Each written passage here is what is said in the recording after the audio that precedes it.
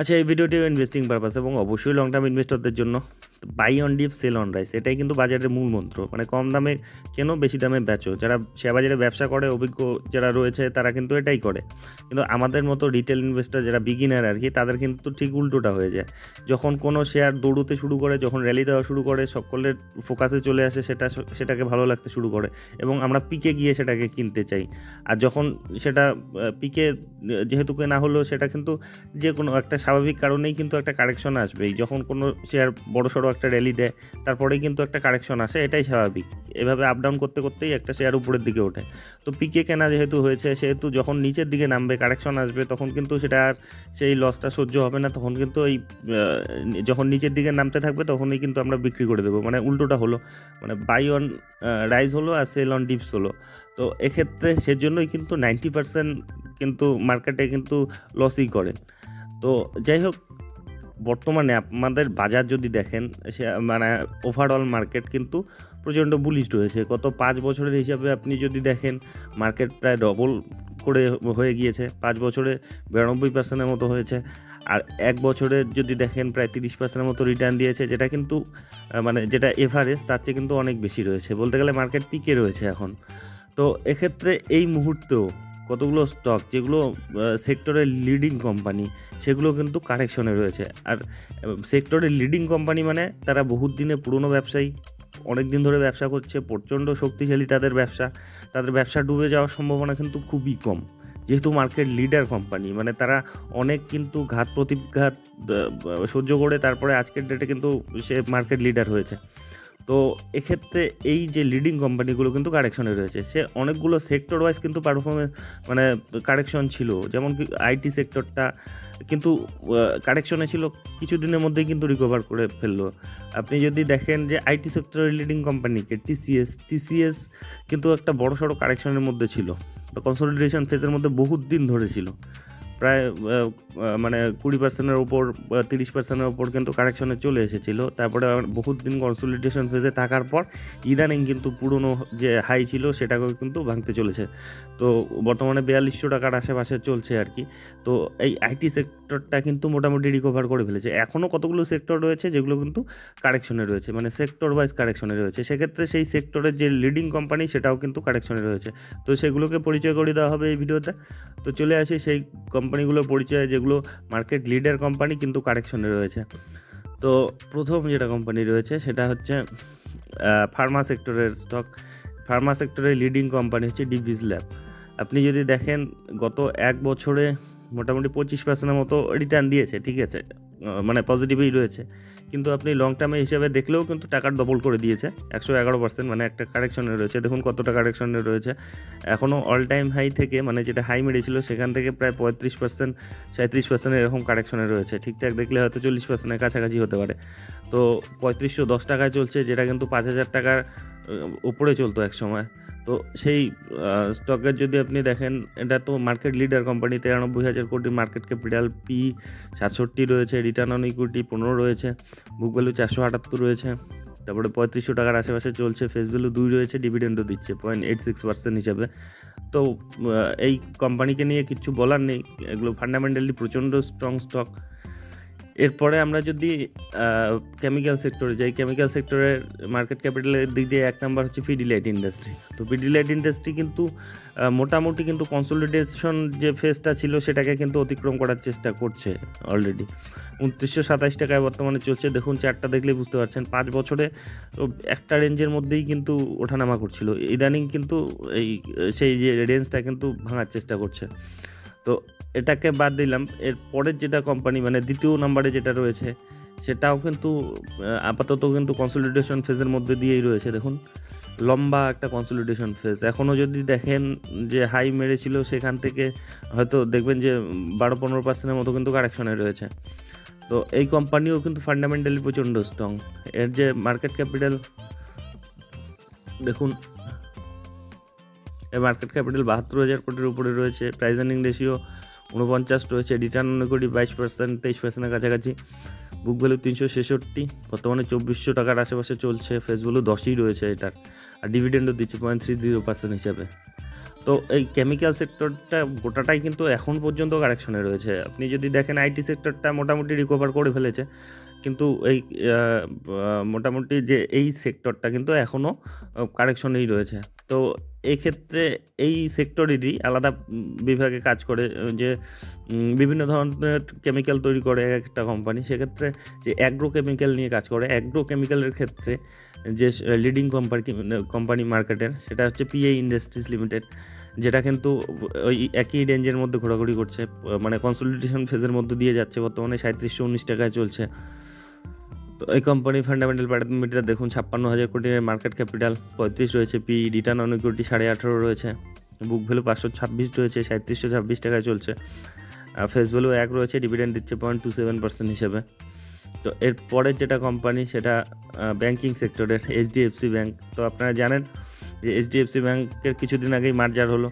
সেই মার্জারের ফলে কিছু কিন্তু তাদের ডেটাগত কিন্তু সমস্যা হতে পারে, যেটা আর কি মানে বিশেষজ্ঞরাও কিন্তু বলেছিল, মানে সেই কোম্পানির ম্যানেজমেন্ট নিজেই বলেছিল যে আগামী 2-3 কোয়ার্টারে কিন্তু তার যে রেজাল্টটা কিন্তু আশানুরূপ নাও হতে পারে। তো এক্ষেত্রে এই কথা পরেই কিন্তু একটা কারেকশন এসেছিলো, যেটা কিন্তু এখনও কারেকশন মোডেই রয়েছে। আপনি যদি দেখেন রিসেন্ট হাই থেকে মোটামুটি 15%-এর উপরে কারেকশনে রয়েছে, 1454 টাকায় চলছে বর্তমানে। তো এই কোম্পানিও যদি দেখেন বহুত দিন ধরে কিন্তু একটা কনসলিডেশন ফেজের মধ্যে, মানে মার্কেট লিডার কোম্পানি, তা সত্ত্বেও মানে খুবই কম রিটার্ন দিয়েছে। 5 বছরের হিসাবে 27%, 28%-এর মতো রিটার্ন দিয়েছে। তো এটা এভাবে থাকার মতো স্টক নিশ্চয়ই নয়। এটা লেফট টু রাইট অবশ্যই এর চার্টটা দেখলে বুঝতে পারছেন উপরের দিকেই উঠেছে এবং উঠবে। মার্কেট লিডার কোম্পানি এটা, মানে প্রাইভেট ব্যাংকিং সেক্টরের 1 নম্বর কোম্পানি। সেক্ষেত্রে এদের বিজনেস নিয়ে কিছু বলার নেই। তো এই কোম্পানির বিজনেসের গ্রোথ তো অবশ্যই রয়েছে, সেহেতু শেয়ার দর যে নিচের দিকে যাবে সেটা হয় না। তো এই কোম্পানিটির যদি দেখেন 11 লক্ষ কোটির এর market capital, price earning ratio খুব সুন্দর 16 রয়েছে, রিটার্ন অন ইকুইটি 17%-এর উপর রয়েছে, বুক ভ্যালু 519 রয়েছে, 52 টাকায় চলছে, ফেস ভ্যালু 1 রয়েছে, 1.31% ডিভিডেন্ড দিচ্ছে। তো এরপরে যে সেক্টরে যাব সেটা হচ্ছে এফএমসিজি সেক্টর। সেখানে হিন্দুস্তান ইউনিলিভার সবচেয়ে বড় স্টক রয়েছে মার্কেট ক্যাপিটালের দিক দিয়ে। এটাকেও যদি দেখেন 20%-এর আশেপাশে কারেকশন রয়েছে অল টাইম হাই থেকে, বর্তমানে 2300 টাকায় চলছে। তো হিন্দুস্তান ইউনিলিভারের ব্যবসা নিয়ে কিচ্ছু বলার নেই, তবু দেখে নিন এর যে মার্কেট ক্যাপিটাল 5 লক্ষ কোটির উপরে রয়েছে, পি রয়েছে 52.7, রিটার্ন অন ইকুইটি 20%-এর উপর রয়েছে, বুক ভ্যালু 214 রয়েছে, 2309 টাকার আশেপাশে চলছে, ফেস ভ্যালু একই রয়েছে, ডিভিডেন্ডও দিচ্ছে 1.5%-এর উপরে, মোটা সোটা ডিভিডেন্ড। তো এই কোম্পানিটিকে আপনার বিবেচনার মধ্যে রাখতে পারেন যারা লং টার্ম ইনভেস্টর। তো এর পরে যেটা রয়েছে সেটা রিটেল সেক্টর। রিটেল সেক্টরে 1 নম্বর কোম্পানি আপাতত এভিনিউ সুপারমার্ট। তো এক্ষেত্রে এভিনিউ সুপারমার্কেট দেখুন, এটা কিন্তু এক সময় মানে বড় রিটার্ন দিয়েছিল, তারপরে মাল্টিপ্যাকার রিটার্নই প্রায় দিয়েছিল আর কি। তারপরে দেখুন 2021-এর পর থেকে কিন্তু এর কারেকশন চলছে, এখনও দেখলে প্রায় 30%-এর কাছাকাছি কারেকশনে রয়েছে অল টাইম হাই থেকে। তো এই কোম্পানির যদি দেখেন 4000 টাকায় বর্তমানে চলছে, যেটা কারেকশন কিন্তু আরও বড় ছিল, প্রায় 40%-এর কাছাকাছি বা তারও বেশি ছিল। সেখান থেকে কিন্তু কিছুটা রিকভার করার চেষ্টা করছে বর্তমানে। তো এই কোম্পানি যদি দেখেন মার্কেট ক্যাপিটাল রয়েছে 2,60,000 কোটির মতো, পি রেশিওটা একটু হাই রয়েছে, হাই ভ্যালুয়েশনে রয়েছে, সেজন্যই কিন্তু এই ফেজগুলো যায় এগুলো অ্যাডজাস্ট হওয়ার জন্য। রিটার্ন অন ইকুইটি 16%-এর মতো রয়েছে, বুক ভ্যালু 268 রয়েছে, বর্তমানে 4000 টাকার আশেপাশে চলছে, ফেস ভ্যালু 10 রয়েছে, ডিভিডেন্ড আপাতত দিচ্ছে না। তো এরপরে যে সেক্টরে যাব সেটা হচ্ছে পেইন্ট সেক্টর। তো পেইন্ট সেক্টরের 1 নম্বর কোম্পানি এশিয়ান পেইন্ট। চোখ বন্ধ করে এরা মার্কেটের প্রায় 50% মার্কেট শেয়ার, মানে পেইন্ট সেক্টরের 50% মার্কেট শেয়ার কিন্তু এদের দখলে রয়েছে। তো এদের ব্যবসা নিয়েও কোনো সন্দেহ নেই। তো এই কোম্পানি দেখুন রিসেন্ট হাই থেকে 20%-এর আশেপাশে কারেকশনে রয়েছে এটাও। তো 2845 টাকায় বর্তমানে চলছে, 5 বছরে দেখুন 93% রিটার্ন। মানে এ ধরনের কোম্পানিগুলো মার্কেট লিডার কোম্পানি, এগুলো আপনাকে মাল্টিপ্যাকার রিটার্ন হয়তো দেবে না, কিন্তু আপনার টাকা সুরক্ষিত রাখার দায়িত্ব কিন্তু নিতে পারে। আর এরা অন্তত 5 বছরে আপনার যে টাকা দ্বিগুণ করে দিতে পারে এবং ভালো সময়ে কিন্তু তার চেয়ে বেশি রিটার্ন দিতে পারে। অবশ্যই আপনাকে কিন্তু সেই এন্ট্রি পয়েন্টগুলো ঠিক, মানে এন্ট্রির সময়টা ঠিক রাখতে হবে। যেমন এখন কনসলিডেশন কারেকশন ফেজের মধ্যে চলছে আর কি, এখান থেকে র্যালি দিলে কিন্তু বড় একটা রিটার্ন পাওয়া যেতে পারে, সেটা 5 বছরের দ্বিগুণের চেয়ে বেশি হতে পারে। তো এই কোম্পানির যদি আপনি দেখেন ফান্ডামেন্টাল প্যারামিটারগুলো, এর 2,71,000 70,000 কোটির মার্কেট ক্যাপিটাল, পি রয়েছে 49.8, রিটার্ন অন ইকুইটি দেখুন 28%-এর কাছাকাছি, বুক ভ্যালু 173 চলছে, 2800 টাকার আশেপাশে চলছে, ফেস ভ্যালু 1 রয়েছে, ডিভিডেন্ডও দিচ্ছে 0.90% হিসাবে। তো এরপরে যেটা সেক্টরে যাব সেটা হচ্ছে বাজাজ ফিনান্স, মানে এটা এনভিএসপি সেক্টরের 1 নম্বর কোম্পানি। তো এটাও কিন্তু একটা বড়সড় কারেকশনে রয়েছে এবং যেটা বিশেষজ্ঞরা বলছে মোটামুটি কিন্তু আন্ডার ভ্যালুড হয়ে গিয়েছে আর কি, মানে হচ্ছে। তো এটাও যদি দেখেন অল টাইম হাই থেকে মোটামুটি 20%-এর আশেপাশে কারেকশনে রয়েছে, 6500 টাকার আশেপাশে চলছে। এর যে একটা নতুন যে কম্পিটিটর বড়সড় জিও ফিনান্সিয়াল সার্ভিস, সেটা নামার পর থেকে কিন্তু এই মানে এই স্টকে কিন্তু একটু কারেকশন এসেছে। তো এগুলোই সুযোগ, এক্ষেত্রে এদের ব্যবসা নিয়ে কিছু বলার নেই। এর মার্কেট ক্যাপিটাল রয়েছে 4 লক্ষ কোটির উপরে রয়েছে, প্রাইস আর্নিং রেশিও 29 রয়েছে, রিটার্ন অন ইকুইটি 23.5%-এর মতো রয়েছে, বুক ভ্যালু প্রায় 1000-এর কাছাকাছি, আর বর্তমানে 6,500 টাকার আশেপাশে চলছে, ফেস ভ্যালু 2 রয়েছে, ডিভিডেন্ড দিচ্ছে 0.46% হিসেবে। এরপরে যে সেক্টরটা এটাও এনভিএসপি সেক্টরের মধ্যেই পড়ে, কিন্তু গোল্ড লোনের কাজ করে এটা। তো গোল্ড লোনের ক্ষেত্রে ভারতের মধ্যে 1 নম্বর কোম্পানি মুথুট ফিন্যান্স। তো এটা 20%-এর উপরে কারেকশনে রয়েছে। এটা যদি দেখেন 5 বছরের টাকা দ্বিগুণ করে দিয়েছে, 1 বছরে মোটামুটি রিটার্ন দিয়েছে, আরও বেশি কারেকশনে ছিল সেটার থেকে কিন্তু ঘুরে দাঁড়িয়েছে। দেখুন সেখান থেকে 40%-এর মতো কিন্তু রিকভার করে ফেলেছে। তো এই কোম্পানির ফান্ডামেন্টাল প্যারামিটার দেখুন 53,000 কোটির উপরে রয়েছে, আপনি পিইটা কিন্তু খুব সুন্দর রয়েছে, রিটার্ন অন ইকুইটি 17.6%-এর মতো রয়েছে, বুক ভ্যালু 579 রয়েছে, আর বর্তমানে 1300 টাকার উপরে চলছে, ফেস ভ্যালু 10 রয়েছে, ডিভিডেন্ডও দিচ্ছে মোটাসোটা 1.65%। এরপরে যেটা কোম্পানি রয়েছে সেটা ইন্স্যুরেন্স সেক্টরে কাজ করে, যে এইচডিএফসি লাইফ ইন্স্যুরেন্স কোম্পানি, যেটাও কিন্তু একটা কনসলিডেশন ফেজের মধ্যে দিয়েই যাচ্ছে। চারটা দেখলেই বোঝা যাচ্ছে, গত 1 বছরে 36%-এর মতো রিটার্ন, 5 বছরে দেখুন মাত্র 74%-এর মতো রিটার্ন।